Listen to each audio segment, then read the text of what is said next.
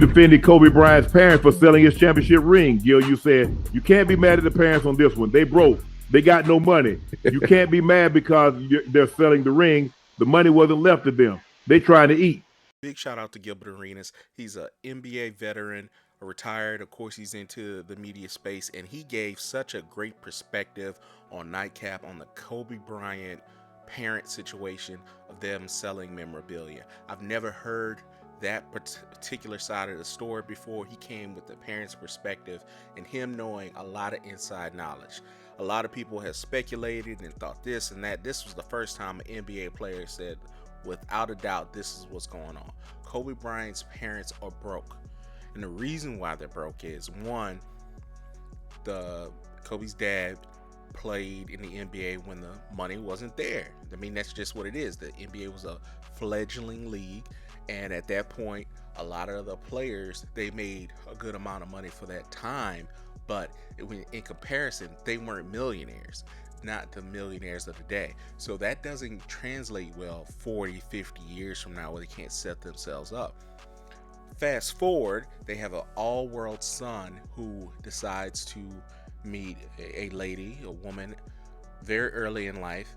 And just like any other parent who's played in NBA, who has a wife, who has a mom that's concerned about her young son that's moved out to Los Angeles, they meet a young girl and he gets married super young. He gets serious and then he wants to get married to this girl they barely know, super young. And by the way, they're across the country, because if you remember, Kobe Bryant came straight out of high school. He lived in Philadelphia for his senior year and some of at Lower Merion.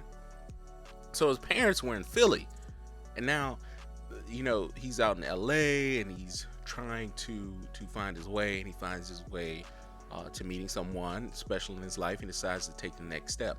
They were concerned. That's exactly what Gilbert was basically saying. They were concerned. They said, hey, you're really young, you're meeting somebody, maybe this isn't what we need to do.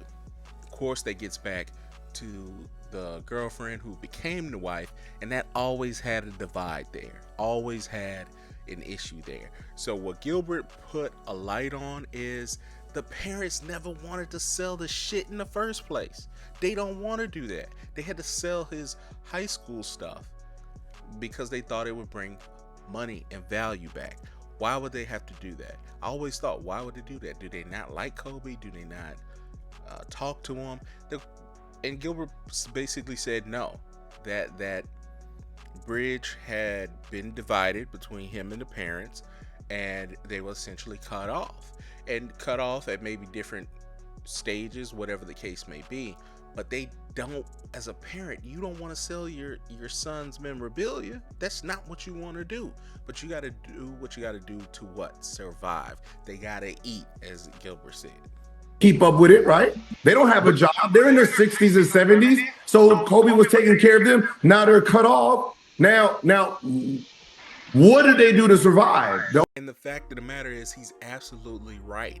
So they sell the high school stuff. A few years later, they sell off a few rings. And this year, now they're trying to sell off in 2024, which is crazy number, his first ring with the Los Angeles Lakers that he won.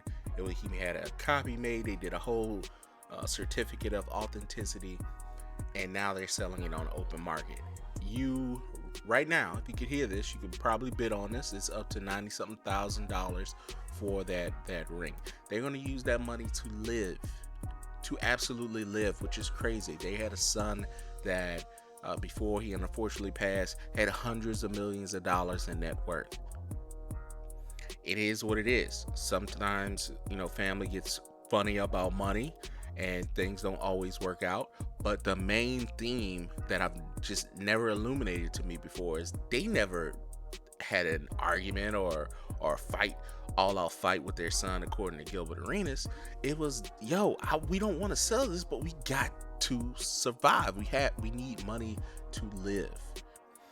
So going through this history, you look at, again, them selling the rings in 2013 or whatever that was, where Kobe tried to get involved and prevent that from being sold. That brought back around 200 and something $1,000. In particular, there was a gold and diamond ring that he bought for his mom, and that brought back 200 something $1,000. You know, the auction fee, I'm sure, takes some off the top, but that's $100,000 plus in their pocket. You have to understand, even if you set your parents up, you put them in a house, they got to maintain that house, they got to pay taxes, they got to eat, they got to plan for the future. And you may not have enough to pay the bills. And that's essentially what happened. So now fast forward, their son's gone. They don't have access to the family fortune of 400 something million. They never did, according to Gilbert Arenas, because of everything that eventually happened. So we have to sell what's valuable. It's no different than a bankruptcy. It's no different from, if you from the hood like me, you gonna sell that PS5. You know, you gonna sell that PlayStation when it's a hood bankruptcy. All right. When things get bad, you're gonna sell those Jordans. I mean, it is what it is. You have to be able to survive and make it. So I completely understand where Gilbert Arenas came from. It was very illuminating. Unc was not really for it, but I thought this was the best Nightcap episode with him and Gilbert Arenas they've done. It was just really, really insightful.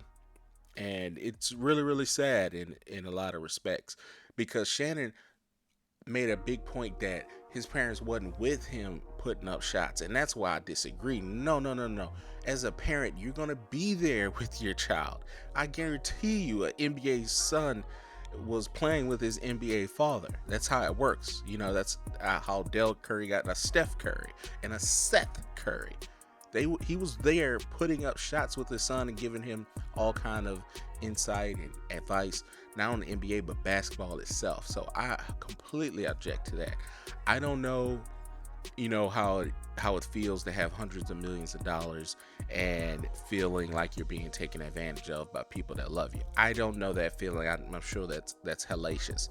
However, I cannot put the blame on anybody's parents for taking that opportunity to try to make some money, to try to survive. This, you have a wife, and your wife believes in you, or your whoever else is in your household is counting on you, depending on you to bring in money and put food on the table. So you got to do what you got to do.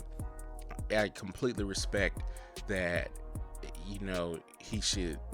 You know, someone saying the parents should give all that stuff back. They should have gave it back while he was here. They should have gave it back to the family now.